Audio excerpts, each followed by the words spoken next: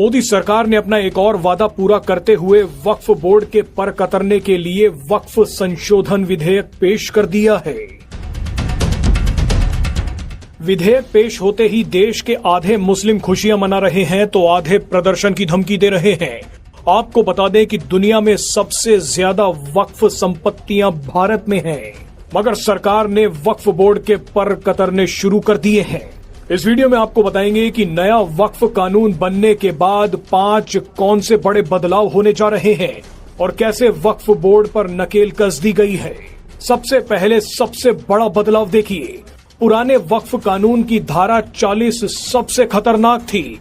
इसके तहत वक्फ बोर्ड किसी भी संपत्ति को, फिर चाहे वो प्राइवेट हो, किसी ट्रस्ट की हो, मठ हो या फिर मंदिर ही क्यों ना हो, वक्फ उसे अपनी संपत्ति घोषित कर सकता था।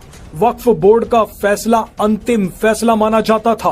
वक्फ बोर्ड के फैसले के खिलाफ किसी कोर्ट में अपील नहीं की जा सकती थी, मगर अब ऐसा नहीं होगा। अब अगर वक्फ बोर्ड किसी संपत्ति पर दावा करता है तो पहले जांच की जाएगी। अगर वक्फ बोर्ड सबूत नहीं दे पाया तो उसका दावा खारिज कर दिया जाएगा। इसके अलावा अगर कोई संपत्ति वक्फ घोषित हुई है तो इसके खिलाफ 90 दिनों के भीतर हाई कोर्ट में अपील करने की इजाजत भी मिल गई है।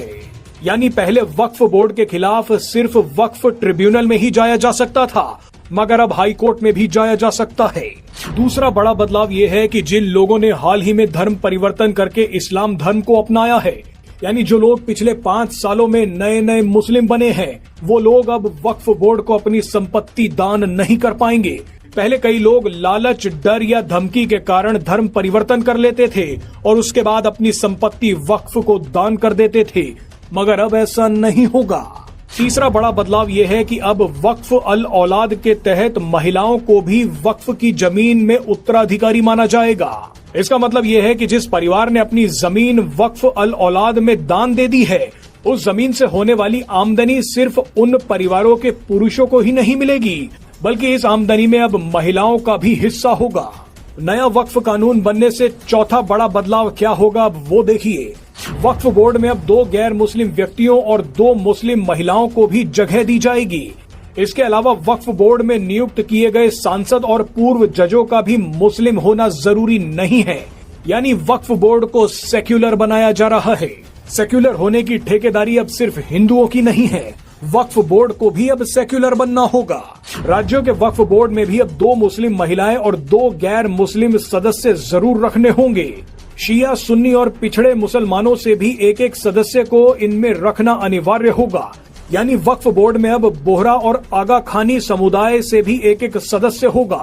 ये 2 समुदाय वो हैं जिनकी जनसंख्या बहुत कम है, जो बाकी मुसलमानों से अलग होते हैं, अलग रहते हैं, क्योंकि ये ना तो 5 वक्त की नमाज पढ़ते हैं और ना ही ये लोग हज यात्रा पर जाते हैं। अब आप 5वां बड़ा बदलाव भी देख लीजिए। अब वक्फ में दी गई हर जमीन का ऑनलाइन पोर्टल पर डाटाबेस होगा। वक्फ बोर्ड अब इन संपत्तियों के बारे में किसी बात को छिपा नहीं पाएगा। किसी जमीन को किस व्यक्ति ने दान में दिया है, वो जमीन उसके पास कहां से आई, वक्फ बोर्ड को उससे कितने पैसों की आमदनी होती है, उस संपत्ति की देख रेख करने वाले मुतवल्ली को कितनी तनख्वाह मिलती है, ये सारी जानकारियां ऑनलाइन पोर्टल पर उपलब्ध करानी होंगी।